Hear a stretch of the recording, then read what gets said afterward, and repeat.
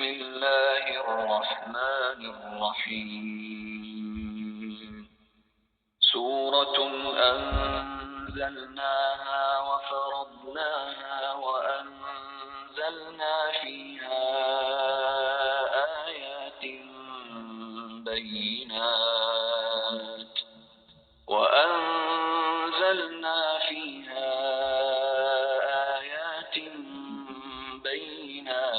لعلكم تذكرون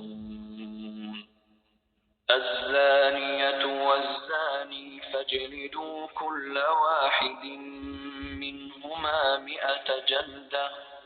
ولا تأخذكم بهما رأفة في دين الله إن كنتم تؤمنون بالله واليوم الآخر وليشهد عذابهما طائفة من المؤمنين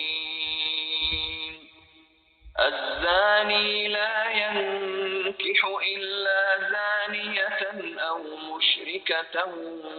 والزانية لا ينكحها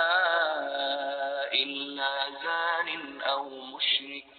وحرم ذلك على المؤمنين والذين يرمون المحصنات ثم لم يأتوا ب4 شهداء فاجلدوهم 80 جلدة ولا تقبلوا لهم شهادة أبدا وأولئك هم الفاسقون إلا الذين تابوا من بعد ذلك وأصلحوا فإن الله غفور رحيم والذين يرمون أزواجهم ولم يكن لهم شهداء إلا أنفسهم فشهادة أحدهم 4 شهادات بالله إنه لمن الصادقين والخامسة أن لعنة الله عليه إن كان من الكاذبين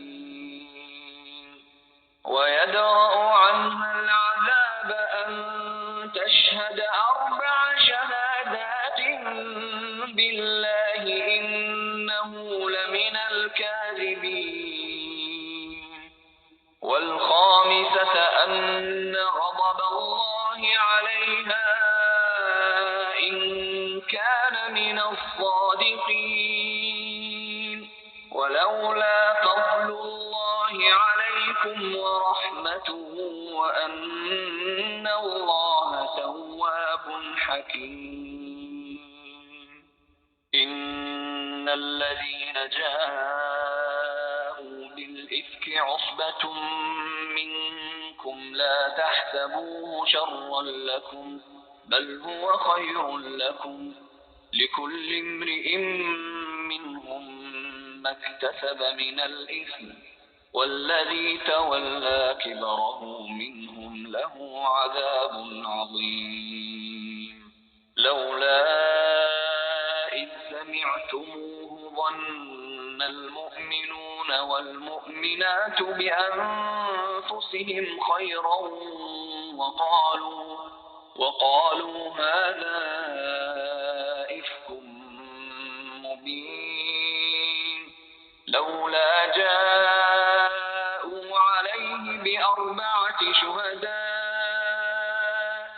فإذ لم يأتوا بالشهداء فأولئك عند الله هم الكاذبون ولولا فضل الله عليكم ورحمته في الدنيا والآخرة لمسكم فيما أفضتم فيه عذاب عظيم إذ تلقونه بألسنتكم